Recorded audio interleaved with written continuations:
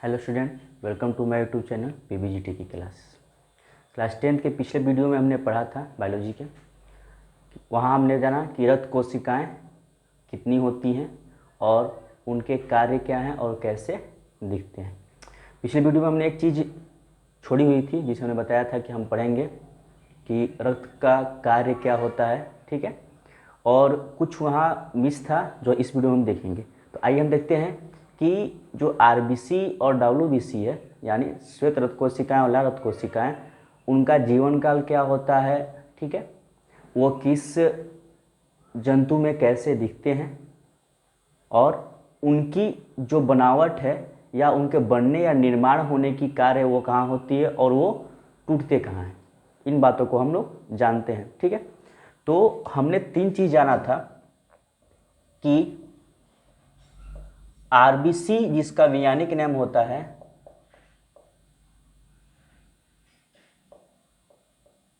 Erythrocytes, WBC जिसका नाम था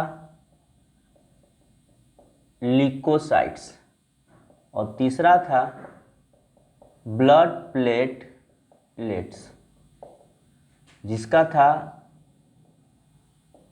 थ्रोम्बोसाइट्स। अब हमें जानना है कि लाल रक्त कोशिकाओं का जीवन काल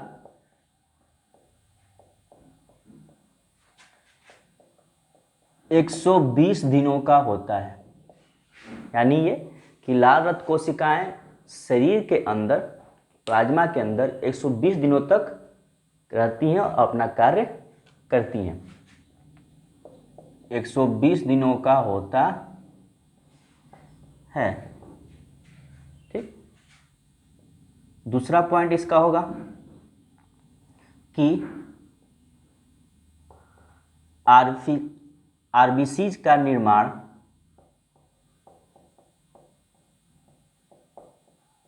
लाल अस्थि मज्जा जिसको बोला जाता है रेड बोन मैरो। ये बात समझना होगा कि रेड बोन मैरो यानी लाल अस्थि जो मज्जा है वो शरीर के सभी बड़े हड्डियों में, वो फ्यूमर हो या ह्यूमर हो, ठीक है, उन सारे हड्डियों के बीचले भाग में आरबीसी का क्या होता है, निर्माण होता है, ठीक है। ये बात कहना कि आरबीसी का निर्माण लाल अस्थि मज्जा में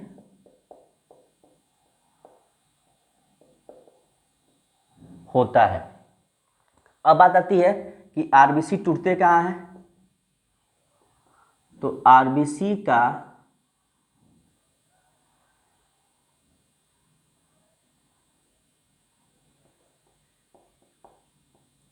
नष्ट होना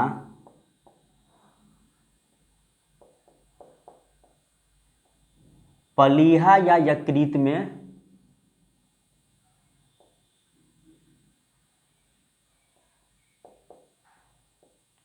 पलीहा जिसको स्प्लीन बोलते हैं या यकृत यानी लीवर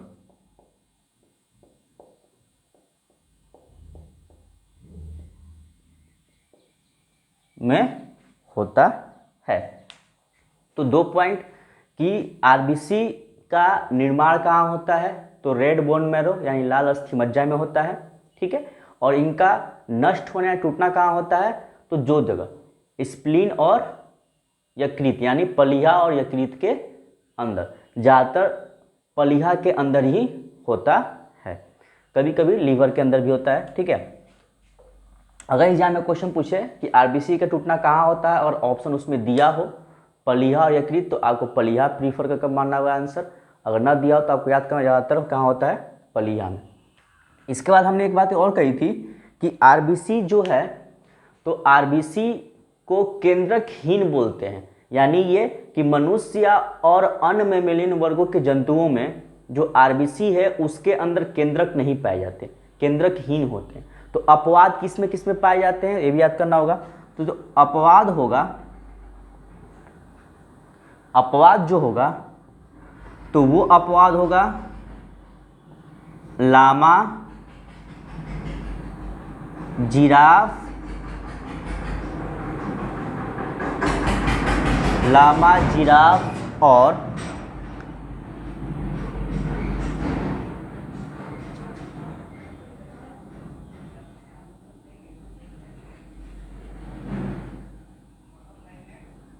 ठीक है, ये दो जानवर हैं लामा, जिराफ, जिसके अंदर जो आरबीसी है उसमें केंद्रक पाए जाते हैं। बाकी मनुष्य और अन्य मैमेलियन वर्गों के जंतुओं के आरबीसी में, ठीक है, केंद्रक नहीं पाए गए। जबकि हमने डब्ल्यूबीसी में पढ़ा था कि वो अनियमित आकार की केंद्रक वाले कोशिकाएं हैं जिनकी आकार अलग अलग होती हैं और उनके अंदर कोशिकाएं पाई जाती हैं। क्वेश्चन पूछा जाता है कि शरीर के अंदर वो कौन सी कोशिका है जिसमें कोई केंद्रक नहीं पाया जाता, तो वो है आरबीसी।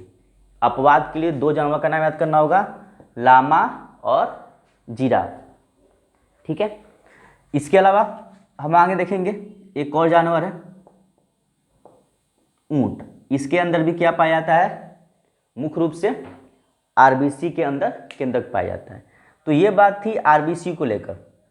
इसके अलावा एक और कि जो एंटोइन लेवेनहुक्स जो साइंटिस्ट थे जिन्होंने जीवित कोशिका की खोज की थी, तो उन्होंने बताया था कि शरीर के अंदर सबसे छोटी कोशिका आरबीसी को लेकर ही वो चले थे। मनुष्य के अंदर या मैमेलियन वर्ग के अंदर सबसे छोटी कोशिका आरबीसी को लेकर चले थे। तो बात यहाँ आती है कि सबसे बड़ा आरबीसी कौन जानवर का होगा, सबसे छोटा किसका होगा। तो सबसे बड़ा आरबीसी हाथी के अंदर होता है और सबसे छोटा होता है कस्तूरी हिरण के अंतर्गत। मतलब कस्तूरी हिरण के अंदर छोटा आरबीसी होता है और हाथी के अंदर बड़ा आरबीसी का आकार होता है। अगर आकार की बात होगी तो आकार बड़ा हाथी के अंदर होता है और कस्तूरी हिरण के अंदर छोटा होता है। तो ये बातें थी आरबीसी को लेकर कि उनका जीवन काल कितना होता है, निर्माण कहाँ होता है और नष्ट कहाँ होते हैं, और अपवाद कि किनमें आरबीसी के अंदर केंद्रक पाया जाता है। जबकि एग्जाम्पल आपको याद करना होगा अच्छे से कि मनुष्य और मैमेलियन वर्ग के अन्य जंतुओं में आरबीसी के अंदर केंद्रक नहीं पाया था, अपवाद बस ये। अब आते हैं डब्ल्यूबीसी में। तो जो डब्ल्यूबीसी है तो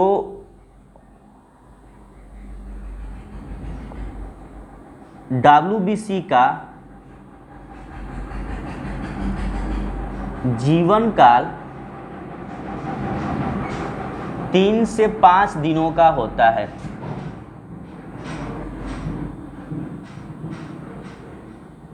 तीन से 5 दिनों का होता है। यानी ये कि जो डब्ल्यूबीसी है वो आरबीसी के तुलना में बहुत कम दिन जीते हैं और इनकी संख्या भी आरबीसी की तुलना में बहुत कम होती है। अब हमने पिछले वीडियो में पढ़ा था कि पूरे रक्त के आयतन के हिसाब से ये जो तीनों कोशिकाएं होती हैं वो 45% होती हैं और सबसे ज़्यादा कौन होता है, प्लाज्मा होता है, तरल भाग। और प्लाज्मा के अंदर ही ये ठोस पदार्थ पाए जाते थे, आरबीसी, डब्ल्यूबीसी और ब्लड प्लेटलेट्स, यानी लाल रक्त कोशिकाएं, श्वेत कोशिकाएं और रक्त पट्टिकाणु। तो ये कुछ पॉइंट्स थे जो हमें जानने थे, ठीक है, कि ये इनका निर्माण कैसे होता है। डब्ल्यूबीसी का निर्माण भी खास तौर पर लाल अस्थि मज्जा में ही होता है, ठीक है। और अधिकांश भाग ये जब इनके अंदर केंद्रक पाए जाते हैं तो खुद का निर्माण कर भी सकते हैं, और कुछ भाग लाल अस्थि मज्जा के अंतर्गत भी होता है। तो ये पॉइंट जानना बहुत जरूरी है। इसका हमने एक पॉइंट अगला देखना है हमें क्या, कि रक्त कार्य कैसे करते हैं। तो चलिए उसको देखते हैं। ये सारे पॉइंट्स आपके नोट्स में जाएंगे जो इंपॉर्टेंट है, एग्जाम में व्यू से बहुत ज़्यादा इंपॉर्टेंट है। अब हमें देखना है कि रक्त कार्य कैसे करता है, ठीक है। तो हेडिंग है रक्त का कार्य, यानी इसको बोल सकते हैं फंक्शन ऑफ ब्लड। चलिए तो इस पॉइंट को हम देखते हैं। तो पॉइंट वाइज पहला पॉइंट,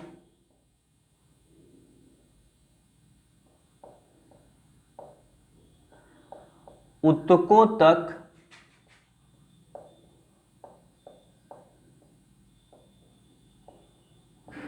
ऑक्सीजन को पहुंचाना, ठीक है। पहला पॉइंट ये होगा कि रक्त ऊतकों तक प्रत्येक ऊतकों तक ऑक्सीजन को पहुंचाने का काम करते हैं। दूसरा पॉइंट,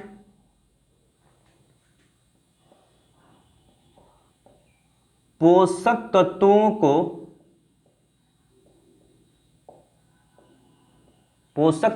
को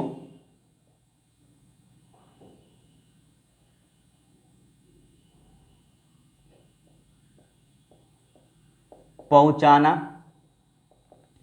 जैसे में कौन कौन से पोषक तत्व हो सकते हैं, तो होगा प्रोटीन, ग्लूकोज, वसा अम्ल,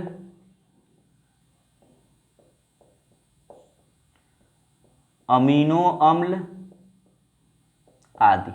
ठीक है, तो रक्त पोषक तत्वों को प्रत्येक ऊतकों तक पहुंचाने का काम करता है। जैसे कौन कौन से हैं, प्रोटीन, ग्लूकोज, वसा अम्ल, अमीनो अम्ल आदि। इसका थर्ड पॉइंट है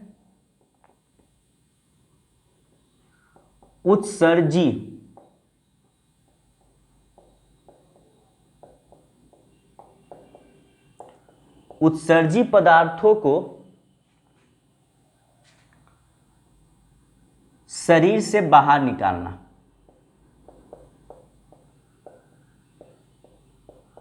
शरीर से बाहर निकालना। जैसे कौन कौन से उत्सर्जी पदार्थ होंगे, तो देखिए, पहला है यूरिया, दूसरा होगा कार्बन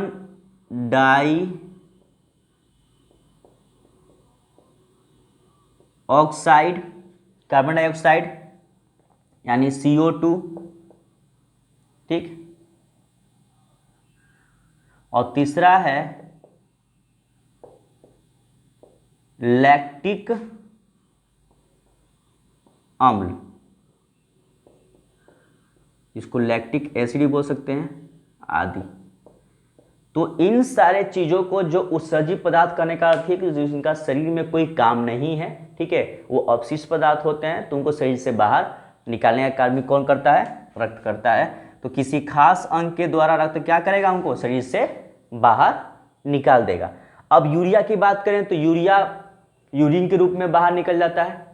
ठीक है, यूरिन के रूप में बाहर निकल जाएगा। CO2 फेफड़े से बाहर चला जाता है, और लैक्टिक अम्ल भी यूरिन के थ्रू ही बाहर चला जाता है। अब लैक्टिक अम्ल क्या है, तो लैक्टिक अम्ल होता है, जैसे श्वसन में पढ़े होंगे आपने, ठीक है, कि वहां एक पॉइंट आता है कि जब किसी मांसपेशी में ऑक्सीजन की कमी होती है तो वहां लैक्टिक अम्ल का जमाव हो जाता है, जिसकी वजह से मांसपेशियों में खिंचाव उत्पन्न होता है। और ये ज्यादातर कब दिखता है, जैसे मान लीजिए आप कोई कार्य कर रहे हैं, किसी वजनदार चीज को उठा रहे हैं, या किसी चढ़ाई पर चढ़ रहे हैं, या कोई एथलीट है, ठीक है, जो धावक हैं, जो दौड़ने धूपने वाले काम करते हैं, या जो खिलाड़ी है, तो उनके ज़्यादातर मांसपेशियों में खिंचाव आ जाते हैं। खिंचाव आने का मतलब ये कि वहाँ ऑक्सीजन पहुँच नहीं पा रहा है। ऑक्सीजन पहुँचने का मतलब क्या, कि रक्त का बहाव वहाँ तक नहीं पहुँच पाया, कि रक्त तो ऑक्सीजन ढोने का काम कर रहा है, पर और जब ऑक्सीजन नहीं पहुँच पा रहा है तो ही लैक्टिक अम्ल का जमाव होता है। इसका पॉइंट नंबर 4 जो है वो है प्रतिरक्षात्मक का कार्य करना।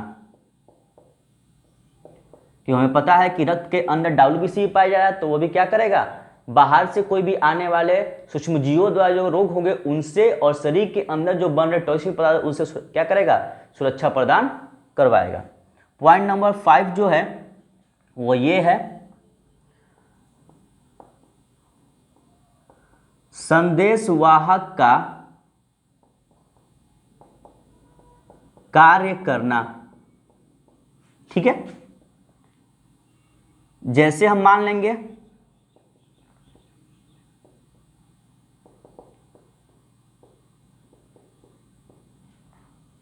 हार्मोन को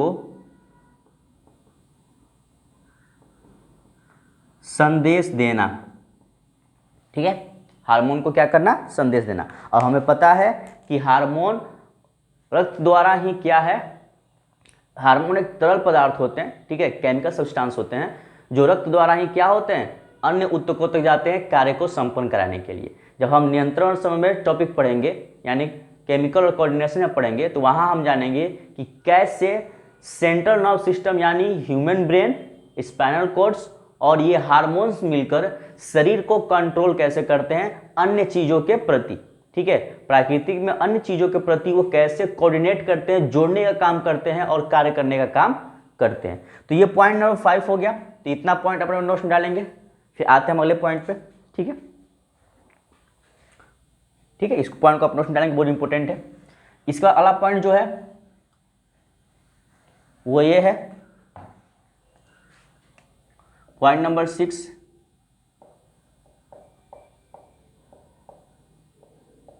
शरीर में पीएच मान का नियंत्रण करना,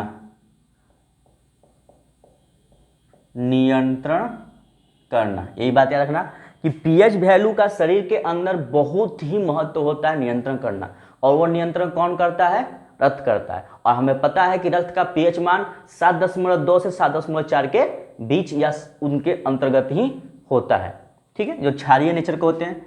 पॉइंट नंबर 7 जो इंपॉर्टेंट है, शरीर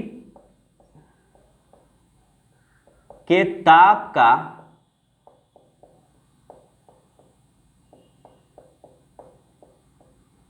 नियंत्रण करना, ठीक है। हमें पता है कि जो बॉडी टेम्परेचर होता है, ठीक है, वो 36 डिग्री मतलब कि 32 डिग्री सेल्सियस के आसपास, ठीक है, अप्रोक्सीमेट आता है, यानी 95 या 98 फ़ारेनहाइट तक लमसम होता है।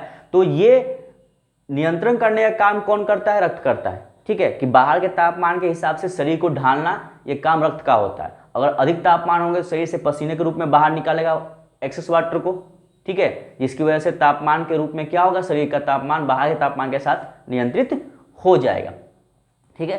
तो शरीर के तापमान का नियंत्रण कौन करता है, तो ये मुख्य रूप से रक्त करते हैं। और पॉइंट नंबर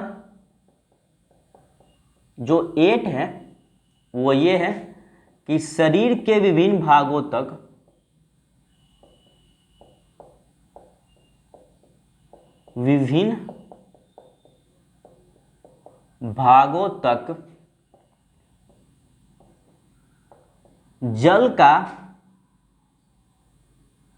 जल की पूर्ति रक्त ही करता है।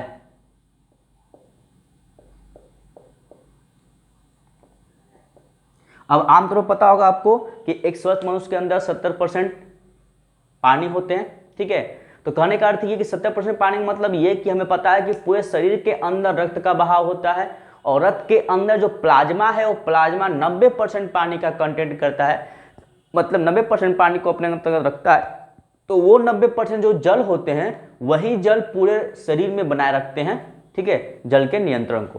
तो ये पॉइंट्स थे जो इंपॉर्टेंट जानने थे कि रक्त का कार्य क्या होता है, ठीक है, जो पिछले वीडियो में हमने छोड़ा था, ठीक है, हमने कहा था कि अगले वीडियो में हम इसको डिस्कस करेंगे। तो ये पॉइंट थे जो इंपॉर्टेंट जानना है कि कैसे क्या क्या ये रक्त का कार्य होता है। अब हमें इस वीडियो में पढ़ना है क्या, मनुष्य के हृदय के बारे में, जो इस फिगर के थ्रू हम पूरे अच्छे से डिस्क्रिप्टिव तौर पर पढ़ेंगे, जो 10th क्लास तक के लिए बहुत इंपॉर्टेंट है। कभी एग्जाम में पूछता है कि मनुष्य के हृदय को, ठीक है, पूरे संक्षेप रूप से या संक्षिप्त रूप से वर्णन करें। जब वर्णन करने की बात करेगा तो उस फिगर के थ्रू, अगर फिगर आपको नहीं याद है, फिगर बहुत इंपॉर्टेंट होती है बायोलॉजी के टॉपिक से, फिगर आपको नहीं याद है तो पूरे line by line topic wise आपको लिखने पड़ेंगे, पॉइंट टू पॉइंट, ठीक है, पॉइंट टू पॉइंट आपको लिखने पड़ेंगे। अगर फिगर याद है तो मैक्सिमम चीज आप कवर कर सकते हैं फिगर के थ्रू, कि कैसे कौन सा भाग कैसे कार्य करता है, कौन सा भाग कहाँ है, ठीक है, किससे जुड़े हुए हैं, इन सारे बातों को। तो आइए हम शुरू करते हैं कि इस फिगर के थ्रू मनुष्य के हृदय को हम कैसे समझेंगे। चलिए,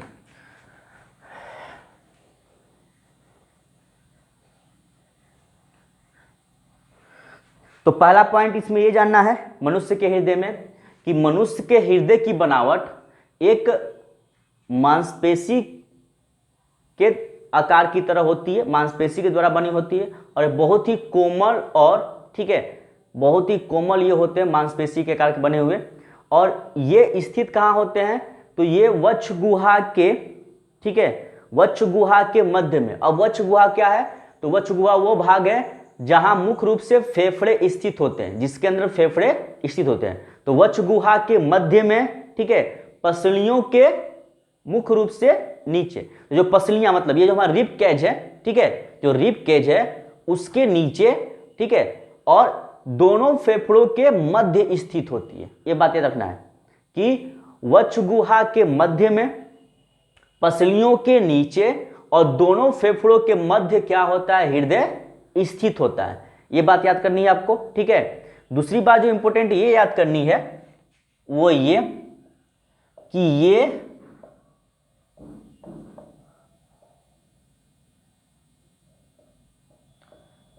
हृदय पेशियों की बनी होती हैं, हृदय पेशियों की बनी होती हैं। अब हृदय पेशी क्या है, इसको बोलते हैं कार्डियक मसल, ठीक है ना। तो ये खास एक मांसपेशी से बनी होती है, ठीक है, जो शरीर के अन्य मांसपेशियों से क्या होते हैं, मांसपेशियों से अलग होते हैं और बहुत ही कठोर होते हैं, ठीक है। तो ये हृदय मांसपेशियों से बनी होती है, ये पॉइंट याद करना है आपको, ठीक। हमने यहां बताया कि ये स्थित कहां होती है, तो वक्ष गुहा के मध्य में, अच्छे से याद करना है, वक्ष गुहा के मध्य में, ठीक है, पसलियों के नीचे और दोनों फेफड़ों के मध्य स्थित होता है क्या, हृदय। और हमेशा इसका झुकाव थोड़ी बाईं ओर होता है। इसीलिए हम ज्यादातर जानते हैं कि अधिकांश मनुष्यों का जो हृदय है वो उनके लेफ्ट साइड यानी बाईं ओर स्थित होता है, ठीक है ना, बाईं ओर स्थित होता है। और इनकी जो बनावट होती है वह तीन कोने आकार की होती है। मतलब क्या, जैसे मुट्ठी है ये, तो मुट्ठी बंद करने से जो ऊपर आकार हम देख रहे हैं ये, कि ये मुट्ठी जो है ये ऊपर से ऐसे कोने में और जो सरकी हुई है, ठीक है, मतलब हल्का बाईं ओर झुकी, इसी आकार की होती है हृदय, ठीक है। अब अगला पॉइंट आता है इसमें ये जानने के लिए कि जो हृदय है वो हृदय की संरचना कैसे होती है, जो हृदय की संरचना है वो कैसे होती है। तो सबसे पहला पॉइंट जानना हमें ये जानना है कि ये हमने जाना है कि ये किस आकार की होती है, तीन कोने आकार की होती है। और तीन कोने आकार के होने की वजह से हल्का झुका होता है, कहाँ, बाईं ओर, हल्का बाईं ओर क्या होता है, झुका होता है। अब इंपोर्टेंट पॉइंट आता है ये कि जो हृदय के बाहरी स्तर हैं, जो बाहरी झिल्ली है, वह झिल्ली एक खास परत से बनी होती है, इसको बोलते हैं पेरिटोनियम झिल्ली। तो यहां जानना होगा कि हृदय बाहरी तरफ से, हृदय बाहर की ओर से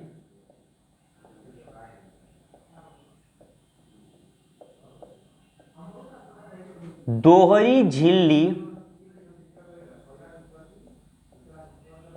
दोहरी झिल्ली से ढकी होती है,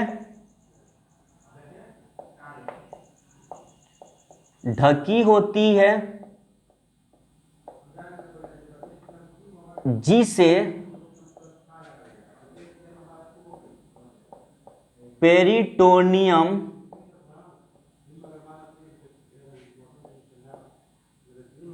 पेरिटोनियम झिल्ली कहते हैं।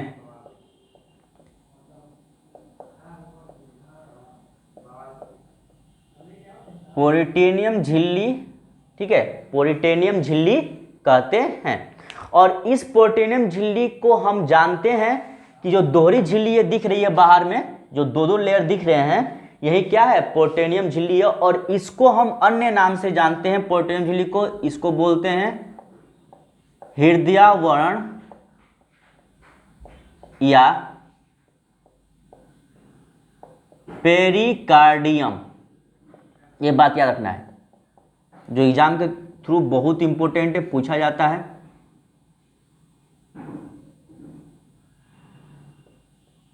ठीक है, एग्जाम में तो बहुत इंपॉर्टेंट पूछा जाता है कि हृदय के बाहरी जो दो परत झिल्ली बनी होती है, पेरिटोनियम की झिल्ली, वो बनी पेरिटोनियम झिल्ली को हम किस नाम से जानते हैं, तो हृदयावरण या पेरिकार्डियम। अब यहां हमें यह देखना है कि जो पेरिकार्डियम की जो दोहरी झिल्ली है, उन दोनों झिल्लियों के बीच एक गुहा पाया जा रहा है। गुहा मतलब क्या, खाली स्थान, यहां दिख रहा होगा खाली स्थान बीच में पाया जा रहा है, तो इस खाली स्थान को बोलते हैं पेरिटोनियम गुहा। तो अगला पॉइंट यहां ऐसे होगा कि पेरिकार्डियम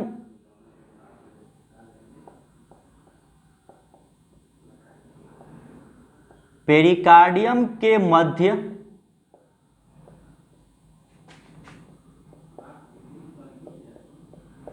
स्थित गुहा को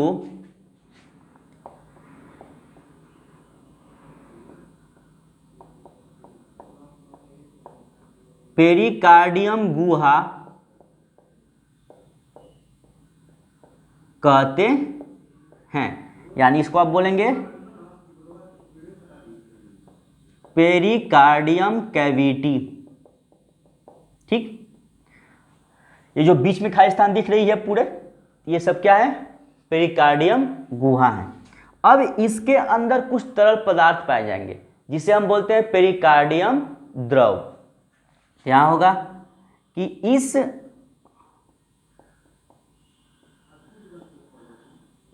गुहा के अंदर तरल द्रव होता है जिसे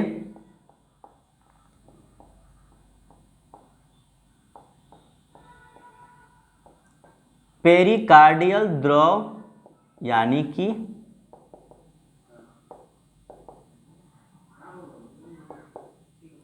फ्लूइड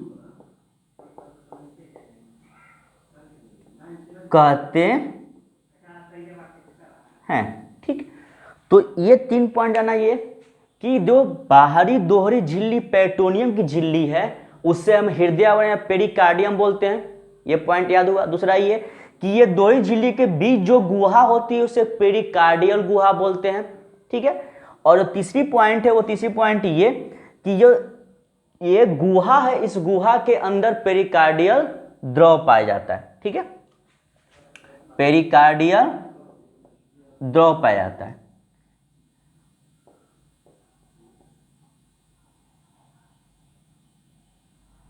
अब पेरिकार्डियल द्रव क्या करता है? तो पेरिकार्डियल द्रव का कार्य यह होता है कि हृदय को बाहरी आघातों से बचाना और इसके अलावा जो हृदय और पेरिकार्डियल झिल्ली है उनके बीच घर्षण ना हो संकुचन और स्थिलन के समय। जब रक्त का बहाव करता है हृदय तो संकुचन और स्थिलन करता है, तो उनके बीच में झिल्लियों और हृदय के बीच में क्या घर्षण ना हो, इसलिए वो द्रव क्या करता है? उनको सुरक्षा प्रदान कराता है। ठीक है, तो ये बात थी ये जानने की कि इनके बाहरी संरचना के आधार पर ये कैसे दिखते हैं। अब आते हैं कि मनुष्य या मेमेलिया वर्ग जो होते हैं उनमें हृदय जो है वह 4 वेस्मों यानी 4 कक्षकों के रूप में, 4 चेंबर के रूप में पाया जाता है। अब वो कौन कौन से चेंबर होते हैं आइए उनको देखते हैं।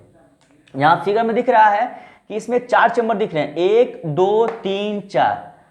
पहला है दायां अलिंद, दूसरा है बायां अलिंद। यानी आप यहां से बोलेंगे राइट ऑर्निकल, लेफ्ट ऑर्निकल, और उसके बाद नीचे देखिए यहां दायां नीले और बायां नीले, इसको बोलेंगे राइट वेंट्रिकल और लेफ्ट वेंट्रिकल। इसी पॉइंट को जानना है। एग्जाम में क्वेश्चन पूछता है कि मनुष्य या मेमेलियन वर्ग के जंतुओं में हृदय के अंदर कितने वेस्म पाए जाते हैं? तो 4 वेस्म पाए जाते हैं, दायां अलिंद, बायां अलिंद, दायां नीले, बायां नीले। तो इस पॉइंट को हमें देखना है, आइए देखते हैं। ठीक है, ये पॉइंट आपके नोट्स में जाएंगे। ठीक है, पॉइंट अगला क्या है? मनुष्य व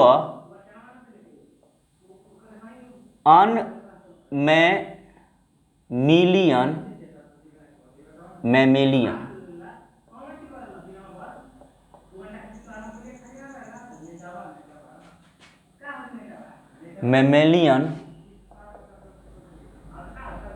के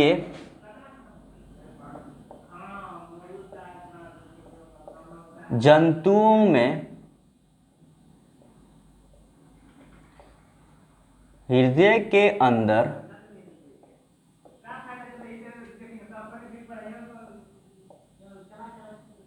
चार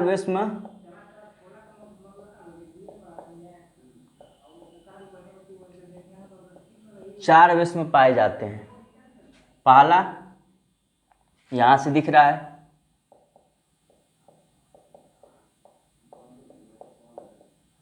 दायां अलिंद जिसको बोलते हैं राइट ऑरिकल,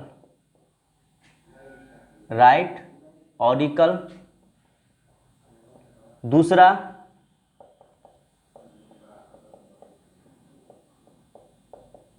बायां अलिंद जिसको बोलते हैं लेफ्ट ऑर्निकल। तीसरा है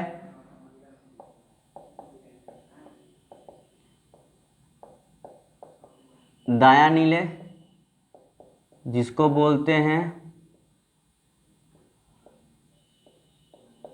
राइट ऑर्निकल। और चौथा है बायां नीले जिसको बोलते हैं लेफ्ट ऑर्निकल।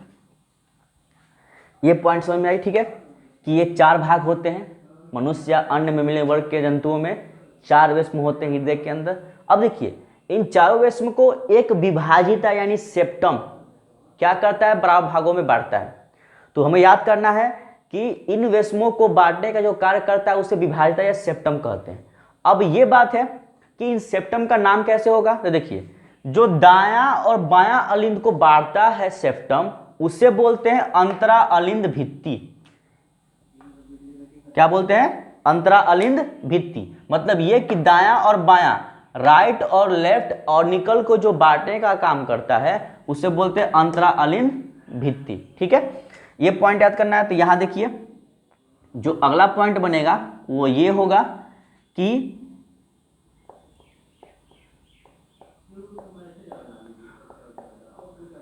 इन वेश्मों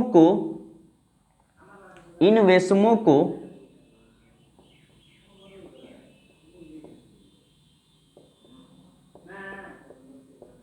विभाजिता या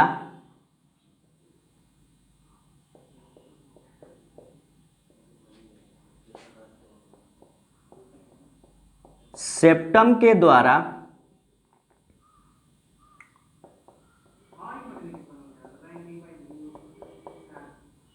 बराबर भागों में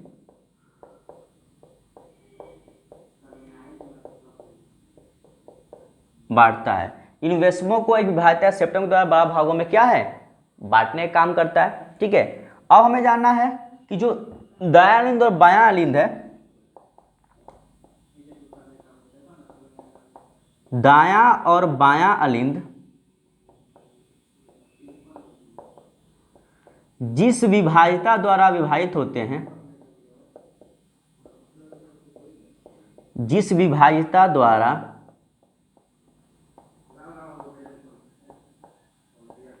विभाजित होते हैं उससे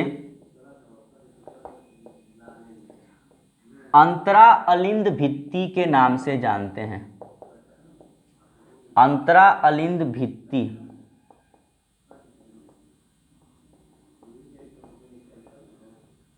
के नाम से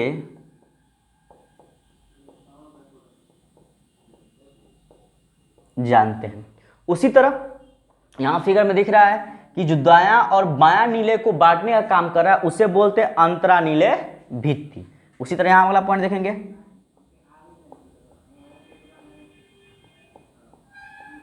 दायां और बायां नीले जिस विभाजिता द्वारा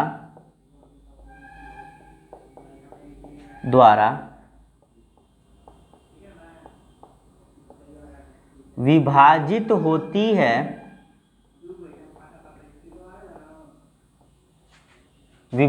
होती है, उसे अंतरा नीले भित्ति कहते हैं।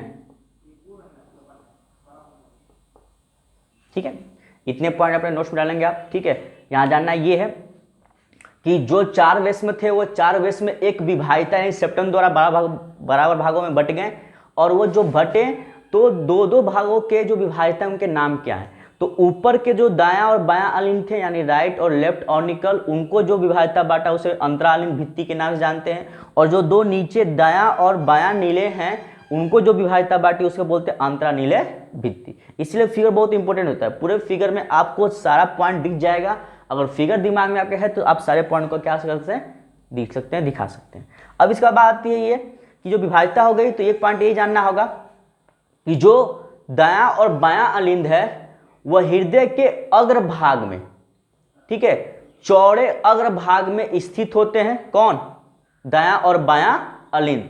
जबकि दायां और बायां नीले हृदय के सकरे पक्ष भाग में स्थित होते हैं। हमने पहले बताया था कि ये मुट्ठी के आकार के होते हैं और ऊपर की मुट्ठी आपको दिख रही चौड़ा होगा, नीचे क्या है, सकरा है, पतला हो जाता है, ठीक है। उसी तरह ये हृदय होते हैं, ऊपर के भाग चौड़ा होता है, जो फिगर के थ्रू आपको दिख रहा होगा, थोड़ा फिगर में डिफरेंट ही है, ये थोड़ा चौड़ा होता है ऊपर का भाग, ठीक है। तो दायां और बायां अलिंद चौड़े अग्रभाग में स्थित होते हैं, जबकि सकरे भाग में दायां और बायां नीले यानी लेफ्ट और राइट वेंट्रिकल जो हैं वो नीचे सकरे भाग में नैरो भाग में स्थित होते हैं। तो ये पॉइंट थे हमें जानने के लिए कि कैसे विभाज्यता हुआ, कौन कहां पाया जा रहा है। अगला जो पॉइंट होगा ये जानना होगा कि इन वेश्मों के अंतर्गत, जो यहाँ वेश्म दिख रहे हैं हमें चार, यहाँ इनके जहां विभाज्यता है वहां एक बीच में छिद्र पाया जाता है, ठीक है।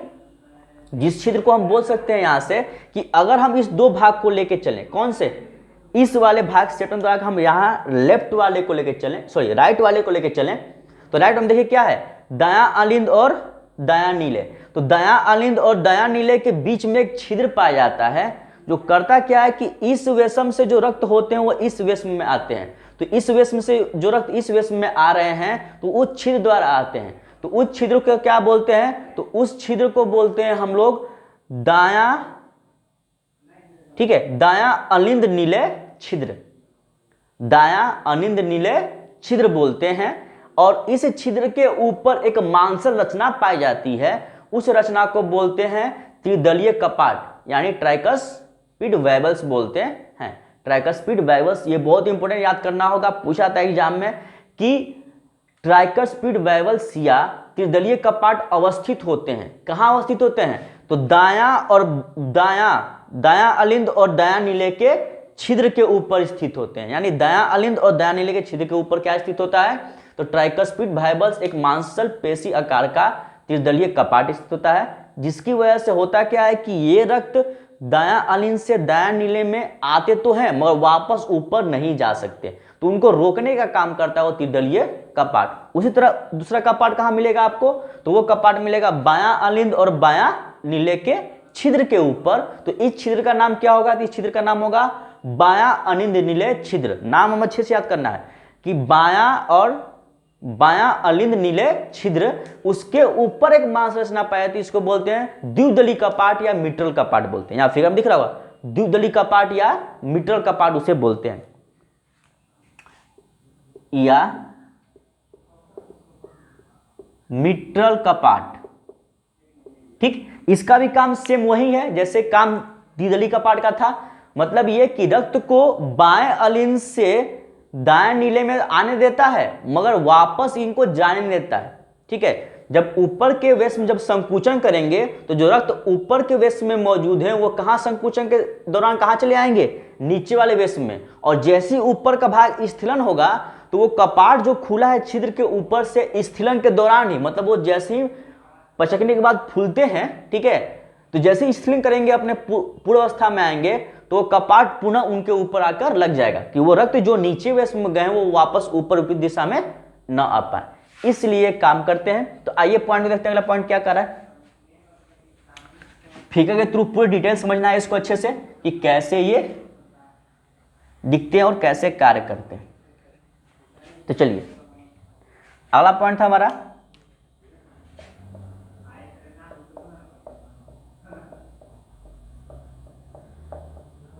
दायां अलिंद वो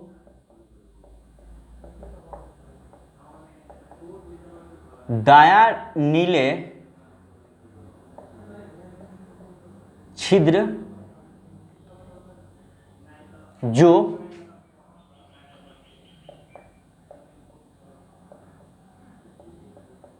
दायां अलिंद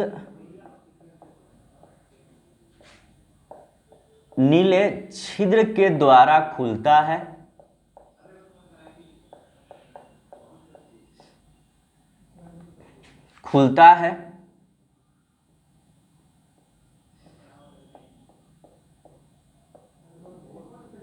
जिसके ऊपर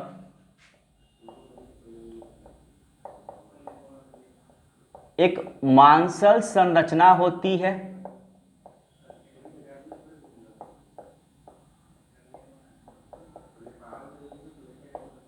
जिसे त्रिदली कपाट के रूप में जानते हैं।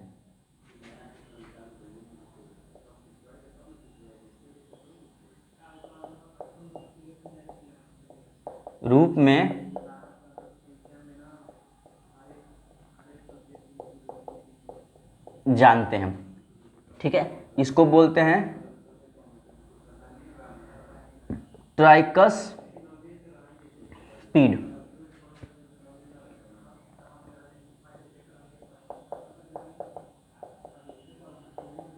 वाइबल बोलते हैं। ठीक है, उसी तरह हमारा अगला पॉइंट जो था वो नीचे वाले का, वो क्या था? ठीक है, ये हमारा जब लेफ्ट हो गया तो राइट हो गया, तो लेफ्ट वाले में हम आते हैं। ठीक है, लेफ्ट वाला हमारा क्या था?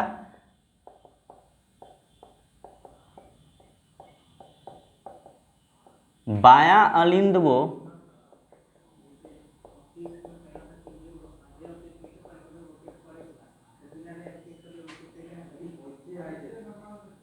बायां नीले के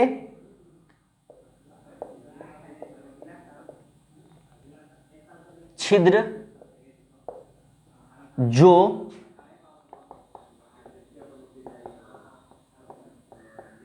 बायां अलिंद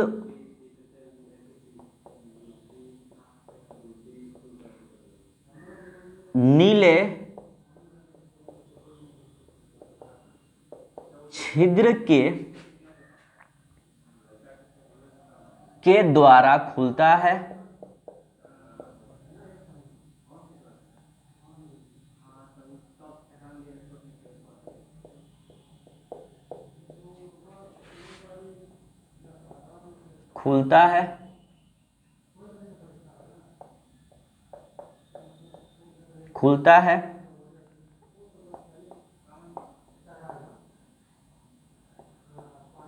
जिसके ऊपर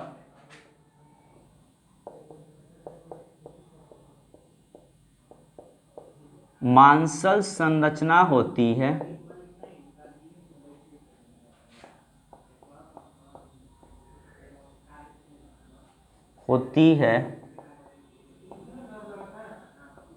जिसे द्विदली कपाट या मिट्रल कपाट कहते हैं, जिसको बोलते हैं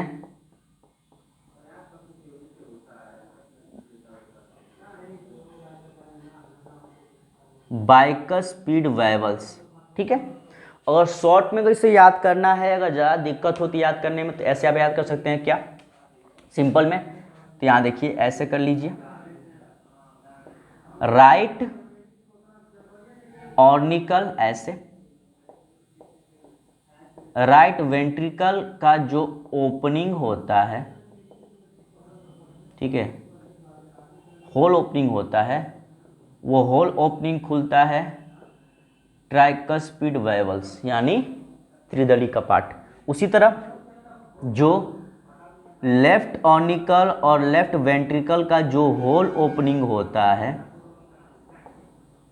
ठीक है, वो खुलता है बाइकस्पीड वेवल्स यानी द्विदलीय मिट्रल कपाट। तो ये शॉर्ट है याद करने का। ठीक है, इंपॉर्टेंट पॉइंट है, याद करना बहुत जरूरी है, क्योंकि एमसीक्यू में बहुत ज़्यादा क्वेश्चन पूछा था 19 प्रश्न में कि त्रिदली कपाट कहाँ है और अवस्थित होता है, और द्विदली कपाट कहाँ अवस्थित होता है। तो आपको समझ में आओगा कि त्रिदली कपाट दायां अलिंद और दायां नीले के छिद्र के ऊपर होता है।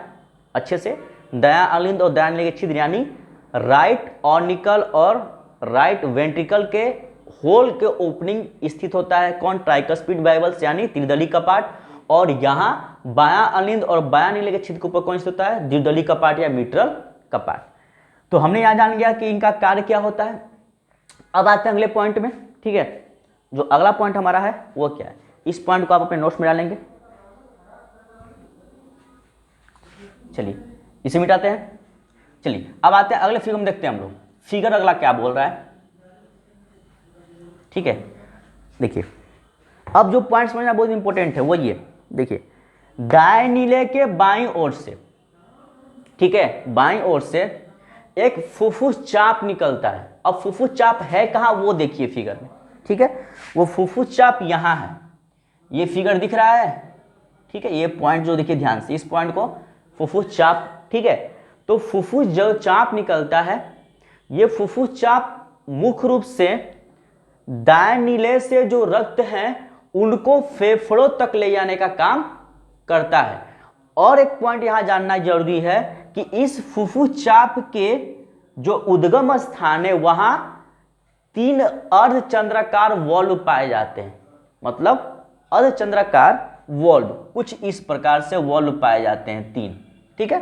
3 अर्धचंद्राकार वॉल्व पाए जाते हैं और इन वॉल्व का काम वैसा ही होता है जैसा त्रिदली कपाट और द्विदली कपाट का था। यानी ये कि दाएं नीले से जो रक्त फुफ्फुस चाप के अंदर जाए यानी पल्मोनरी आर्च के अंदर जाए, ठीक है, वो वापस दाएं नीले में न आ सके, ये काम होता है। इस पॉइंट को अच्छे समझना है। मतलब ये कि दाएं नीले के बाईं ओर से, ठीक है, बाईं ओर से समझेंगे कि यहां से जो फुफ्फुस चाप निकलता है, पल्मोनरी आर्च निकलता है, तो उस आर्च के उद्गम स्थान पर 3 अर्धचंद्राकार वॉल्व पाए जाते हैं और उन वॉल्वों का काम होता है कि जो दाएं नीले से रक्त, ठीक है, संकुचन के दौरान दाएं नीले से रक्त जो संकुचन के दौरान फुफ्फुस चाप के अंदर जो रक्त जाते हैं तो वो वापस दाएं नीले में न आ सके।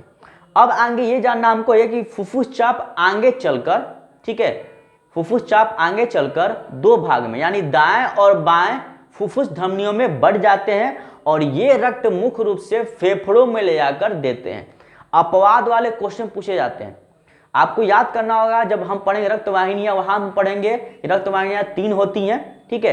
तो वहां हम जानेंगे धमनी जो होता है उसका मुख्य कार्य होता है शुद्ध रक्त को शरीर के अन्य भागों तक ले जाना, और शिराओं का काम होता है कि शरीर के अन्य भागों से अशुद्ध रक्त को वापस हृदय से फेफड़ों तक ले जाना।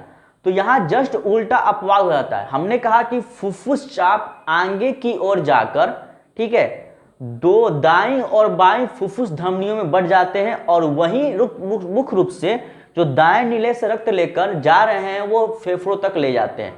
तो दाएं नीले से अशुद्ध मतलब ये जानना आपको कि राइट पार्ट जो होता है हार्ट का वो इम्प्योर ब्लड यानी अशुद्ध रक्त को ढोता है और जो लेफ्ट वाला होता है वो प्योर ब्लड को धोने का काम करता है। तो जो फुफ्फुस चाप निकल रहा है यहां से पल्मोनरी आर्च, ठीक है, पल्मोनरी आर्च जो है वो आगे चलकर दाईं और बाईं फुफ्फुस धमनियों में बट रहा है। तो फुफ्फुस धमनी मतलब धमनी का काम तो है शुद्ध रक्त को ढोना, मगर यहाँ क्या कर रहा है, अशुद्ध रक्त ढो रहा है। तो ये अपवाद हो गए।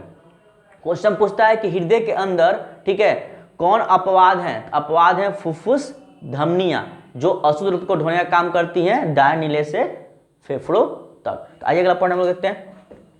अगला पॉइंट क्या कह रहा है, ठीक है, सेम उसी तरह एक और फिगर हम देख लेते हैं। फिगर में थ्रू इसमें मतलब क्या कि दाएं नीले के बाईं ओर से, ठीक है, यहां से हम देखा दाएं नीले के बाईं ओर से हमने देखा था, तो बाएं नीले के दाईं ओर से हम देखते हैं कि एक महाधमनी निकलती है। देख रहे हैं महाधमनी या महाधमनी चाप इसको बोलते हैं, जो जिसके उद्गम स्थान पर भी उसी तरह 3 वॉल्वाकार क्या होते हैं, अर्धचंद्राकार वॉल्व होते हैं जो बाएं नीले से रक्त को, ठीक है, बाएं नीले से रक्त को क्या करते हैं, ले जाने का काम करते हैं मुख्य रूप से। तो बाएं नीले से रक्त को ले जाने का काम करते हैं, तो कहां ले जाएंगे, देखिए, तो ये जो यहां महाधमनी है, ठीक है, वो महाधमनी आगे की तरफ फुफ्फुस शिराओं में बढ़ जाती है। अब शिराएं यहां उल्टा काम कर रही है, शिराएं शुद्ध रक्त को ढोने का काम कर रही है। तो जो फुफ्फुस शिराओं में बढ़ती है महाधमनी, तो महाधमनी जो फुफ्फुस शिराओं में बढ़ रही है तो वो फुफ्फुस चुनाव का काम क्या होता है कि फेफड़ों से शुद्ध रक्त को शरीर के अन्य भागों तक ढोने का काम करती है। और सबसे इंपॉर्टेंट पॉइंट ये जानना है कि ये महाधमनी जो लिखा हुआ पॉइंट है महाधमनी, तो महाधमनी से ही शरीर के अन्य भागों में, फेफड़ों को छोड़कर शरीर के अन्य भागों में धमनियों का निर्माण होता है। धमनियों के विस्तारित रूप से निकलने का निर्माण होता है महाधमनी से। शरीर के अन्य भागों में धमनियां निकलती महाधमनी से सिवाय फेफड़े को छोड़कर। तो ये पॉइंट थे। आए पॉइंट को हम देखते हैं, पॉइंट क्या बोल रहा है, ठीक है, क्योंकि नोट्स बनाना जरूरी है। तो यहां हमने देखा ये कि दाएं नीले के बाईं ओर से, मतलब ये दायां नीले के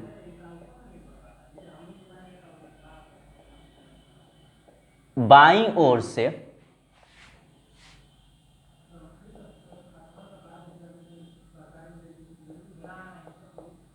फुफ्फुस चाप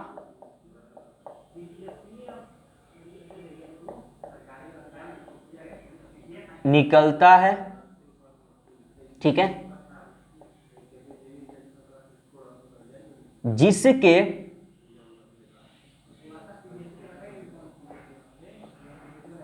उद्गम स्थान पर 3 अर्ध चंद्राकार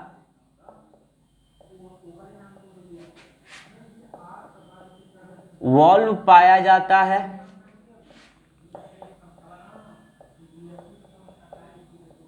वॉल्व पाया जाता है, ठीक है।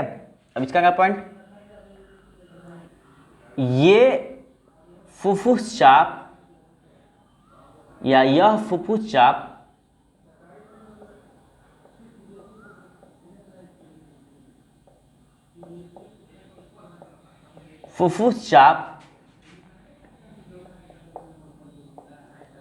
आगे से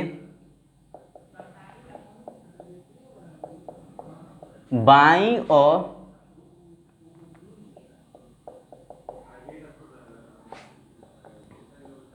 दाईं फुफ्फुस धमनियों में बढ़ जाता है।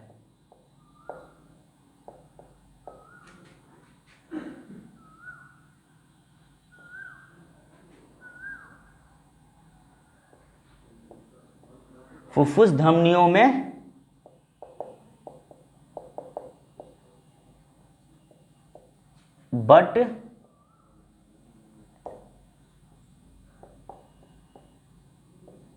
बढ़ जाता है, जो कि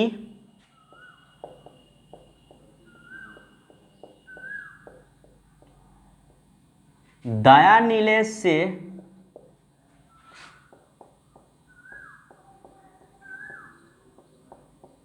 लिए हुए रक्त को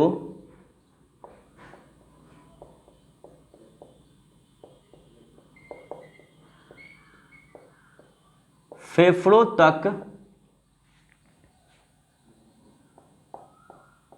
ले जाता है, ठीक है। ये काम हो गया किसका, यहां से जो फुफ्फुस चाप या फुफ्फुस धमनियां निकलनी है उनका कार्य हो गया कि अशुद्ध रक्त को फुफ्फुस चाप यानी जो आगे की तरफ दाएं और बाएं फुफ्फुस धमनियों में बट रहा है, वह दाएं नीले से जो रक्त है उनको फेफड़ों तक ले जाता है शुद्ध होने के लिए। उसी तरह आगे की तरफ जो हमारा जो है कि दाएं नीले से जो बाएं की ओर हमारा था, तो अब अगला हमारा है कि बाएं नीले से दाएं की ओर से एक महाधमनी निकलती है। तो यहां पर अगला पॉइंट हम क्या देखेंगे, अगला पॉइंट है, ठीक है,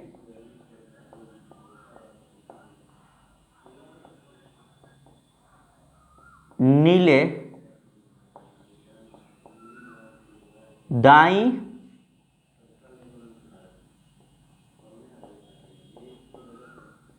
ओर से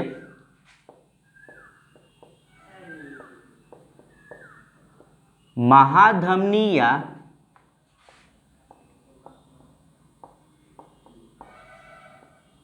महाधमनी चाप का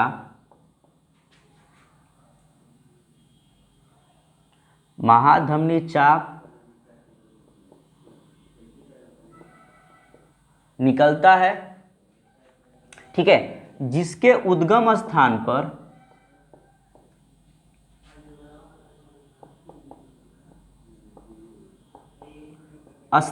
पर भी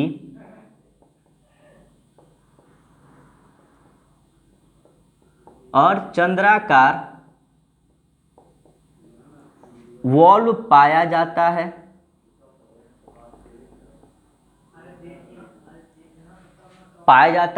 ठीक है, और ये महाधमनी जो है वो आगे की ओर, ठीक है, महाधमनी मतलब ये कि आगे की ओर ये महाधमनी फुफ्फुस शिराओं में बढ़ जाती है, ठीक है।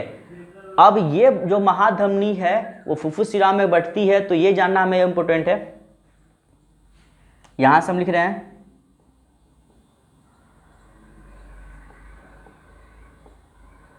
महाधमनी आगे की ओर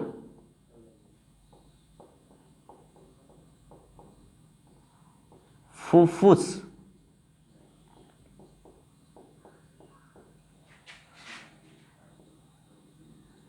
शिराओं में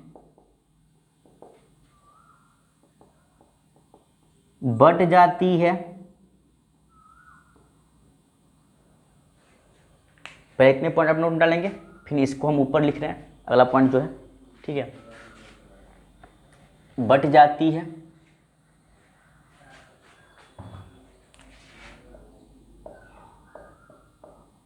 जो कि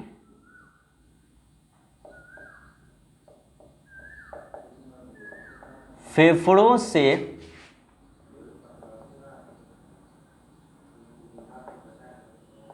शुद्ध रक्त को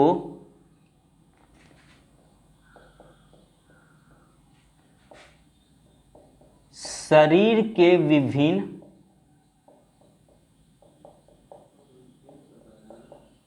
भागों में ले जाती है।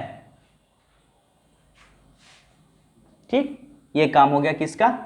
महाधमनी का। और महाधमनी दो भागों में बढ़ रही है, फुफ्फुस शिराओं में, दो फुफ्फुस शिराओं में बढ़ रही है, ठीक है, जो फेफड़ों से शुद्ध रक्त को, ठीक है, कहाँ ले जा रही है? तो बाएं अलिंद से होते हुए वापस वो क्या कर रही है? अन्य भागों में ले जा रही है। और एक पॉइंट और याद करना इंपॉर्टेंट, ये है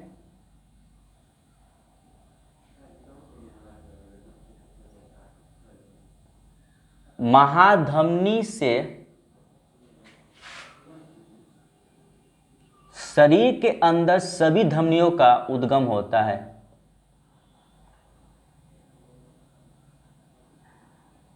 अंदर अन्य